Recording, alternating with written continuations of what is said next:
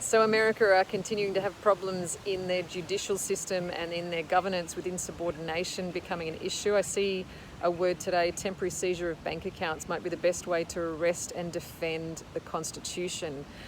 Trump is the highest power in America, elected by democratic rule of the people to be in charge of America, with his party executive branch and the legislature making law for the nation, legislated law. But courts operate independently from the political process of the legislature and the executive branch. So the separation of powers in a constitutional democracy is a really important part of maintaining justice, not political justice. So an activist judge is a political judge making a decision based on the politics of the day, which are changing. They don't remain the same. They're not steady.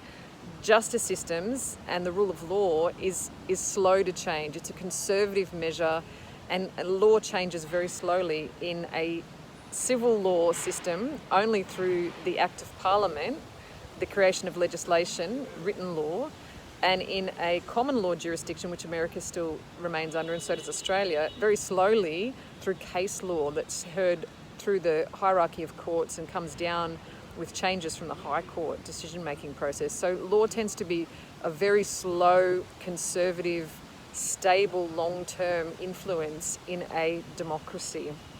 So when the executive branch appoint judges deliberately who are aligned with them politically to act against the precedent of law and to interpret statutory law in ways that are political rather than according to principles of interpretation, which are set and fixed and based on the intentions of the Parliament, based on discussions in Parliament and discussions in the Senate in America, then it starts to derail the judicial process, which is really about determining what is lawful according to the facts of the case and the law, the intention of the written law, and the cases precedent that have been heard before, the cases that are currently in the courts. So they're right to be concerned. To restore the Constitution, there needs to be impeachment action against these judges who are acting insubordinate, frustrating the executive orders that are being made by Trump to restore the economy, and to bring about sweeping systemic structural changes in the American system.